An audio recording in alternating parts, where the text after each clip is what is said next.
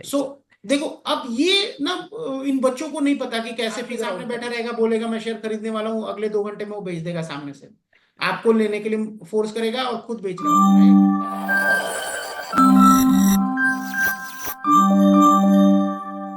Sir small caps mid caps पे भी हमने बात करी है, बट एक और एसएमई का जो पूरा एक है, बहुत पैसे लोगों के बहुत बड़े पैसे बने हैं सर एसएमई में, मतलब राइट। स्पेशली आईपीओ वाले में। आईपीओ तो मैं अभी तक किसी को नहीं जानता हूँ जिसको किसी को कोई एसएमई का आईपीओ मिला हो, बट क्या है कि इवन आफ्टर आईपीओ लोगों ने बहुत पैसे बनाए हैं, पैसे एक्चुअल में मल्टीप्लाई हुए हैं काफी अच्छे लेवल पे, मतलब the returns have been very very handsome. तो क्या हो रहा है कि सर बहुत सारे यंगस्टर्स जिनको मिल रहा हूँ, इवन मेरे कजिन्स और बहुत जितने भी यंग लोग हैं, उनको तो चाहिए फास्ट पैसा, तो वो बहुत ज्यादा इसमें अट्रैक्ट हो रहे हैं। तो what what suggestion would you give to the youngsters, मतलब रिगार्डिंग कि हाउ दे शुड मैनेज और maybe how to deal with the SME sector stocks?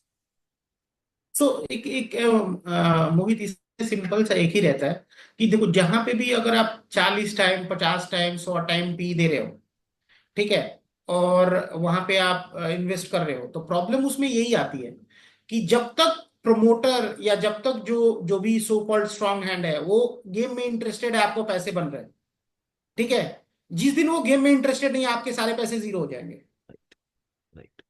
तो आप समझ रहे हो मैं क्या कहना चाह रहा हूं? यस। अब ये आपके पास कोई यूएसपी नहीं है कि आप ये पता करो कि आज से प्रमोटर इसमें इंटरेस्टेड नहीं है, राइट सर।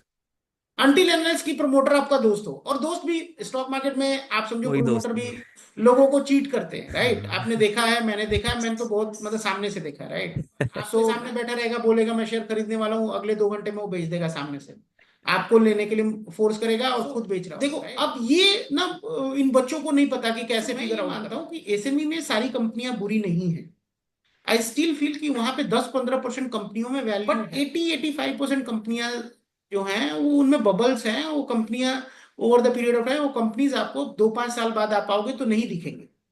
सो मान लो 1000 कंपनीज लिस्ट हुई हैं, उसमें से 200 दिखेंगी आपको, 800 नहीं दिखेंगी।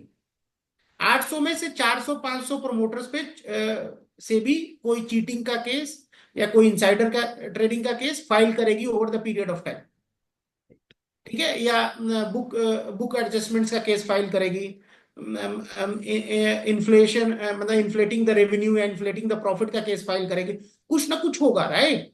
तो राइट। अब अगर आपके पास वो फॉरेंसिक दिमाग नहीं है, आपके पास वो फॉरेंसिक अकाउंटिंग का एक्सपर्टीज नहीं है, तो आप ये फिगर आउट नहीं कर पाओगे कि ये कंपनियों का जो रेवेन्यू था, ये कंपनीज का जो रेवेन्यू था, वो फेक था या रियल था।